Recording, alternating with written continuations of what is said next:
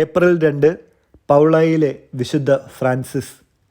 ജനനം ഇറ്റലിയിലെ പൗളയിൽ 1416 മാർച്ച് 27. മരണം 91 വയസ്സിൽ ഫ്രാൻസിൽ 1507 ഏപ്രിൽ 2. നേപ്പിൾസിന് സമീപം കാലാബ്രിയയിൽ പൗള എന്ന നഗരത്തിൽ ഭക്തരും ദരിദ്രരുമായ മാതാപിതാക്കന്മാരിൽ നിന്ന് 1416 ഫ്രാൻസിസ് ജനിച്ചു. മകൻ ഫ്രാൻസിസ് അസീസിയെപ്പോലെ ആകണമെന്ന് ആഗ്രഹിച്ച മാതാപിതാക്കന്മാർ അവനെ ഒരു ഫ്രാൻസിസ്കൻ സ്കൂളിലാണ് പഠിക്കാനയച്ചത്. അവിടുത്തെ സന്യാസികളെക്കാൾ കൂടുതൽ ഏകാന്തതയും പ്രായശ്ചിത്തവും ഈ ബാലൻ അനുഷ്ഠിച്ചിരുന്നു. പിതാവിൻ്റെ കൂടെ ഫ്രാൻസിസ് അസീസിയിലേക്ക് ഒരു തീർത്ഥയാത്ര ചെയ്തു. മടങ്ങി വന്ന ശേഷം സ്വഭവനത്തിൽ നിന്ന് അല്പം അകലെ ഒരു പർണശാലയിൽ ഏകാന്തതയിൽ താമസമുറപ്പിച്ചു. 2 കൊല്ലം കഴിഞ്ഞപ്പോൾ 1-2 യുവാക്കൾ കൂടി ഫ്രാൻസിസിൻ്റെ ഭക്തമുറ സ്വീകരിച്ചു. ഒരു പലകയിലായിരുന്നു അദ്ദേഹത്തിൻ്റെ കിടപ്പ്, ഒരു പാറക്കല്ല് തലയണയും.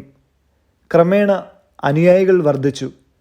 1454 ഫ്രാൻസിസ് ഒരു ആശ്രമം പണിതു.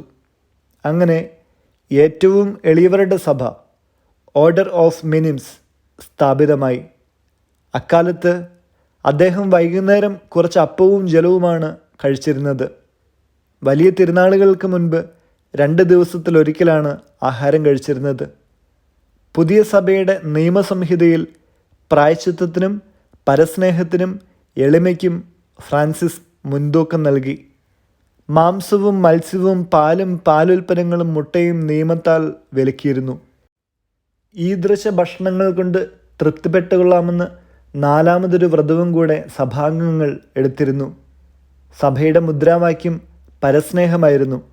എളിമ ഫ്രാൻസിസിൻ്റെ പ്രിയപ്പെട്ട പുണ്യമായിരുന്നതുകൊണ്ടാണ് തൻ്റെ സഭയ്ക്ക് ഏറ്റവും എളിയവരുടെ സഭ എന്ന് പേരിട്ടത്. ഇറ്റലിയിലും സിസിലിയിലും പല ശാഖകളും ഭവനങ്ങളുമുണ്ടായി. ഇവ സ്ഥാപിച്ചത് തൻ്റെ അനുവാദം കൂടാതെയാണെന്ന് പറഞ്ഞ് നേപ്പിൾസിലെ രാജാവ് ഫ്രാൻസിസിനെ അറസ്റ്റ് ചെയ്യുവാൻ ഉദ്യോഗസ്ഥരെ അയച്ചു.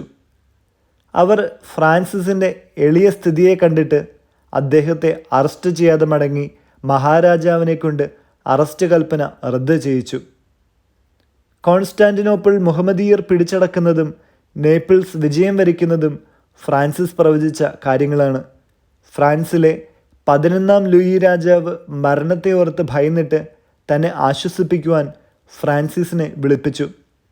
മാർപ്പാപ്പയുടെ ആജ്ഞാനുസാരം ഫ്രാൻസിസ് കൊട്ടാരത്തിൽ പോയി താമസിച്ച് രാജാവിനെ ആശ്വസിപ്പിച്ച് മരണത്തിനൊരുക്കി.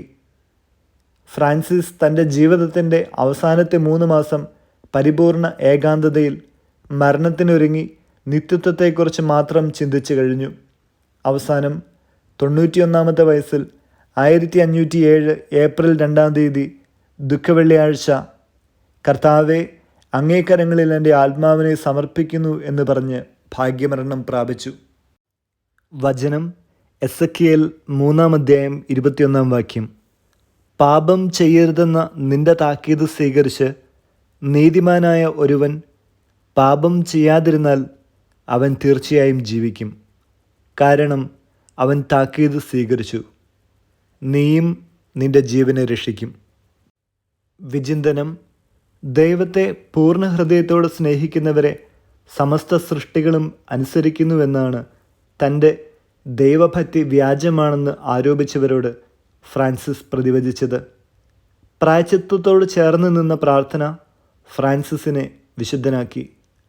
അവൻ്റെ ഉപദേശം ഫ്രാൻസിലെ രാജാവിനെ പോലെ അനേകം ആളുകളെ നന്മരണത്തിനൊരുക്കി. നമുക്കും അനേകം ആൾക്കാർക്ക് സാക്ഷ്യം വഹിക്കാം. ജീവിക്കുന്ന ക്രിസ്തുവിനെ പരിചയപ്പെടുത്തി കൊടുക്കാം.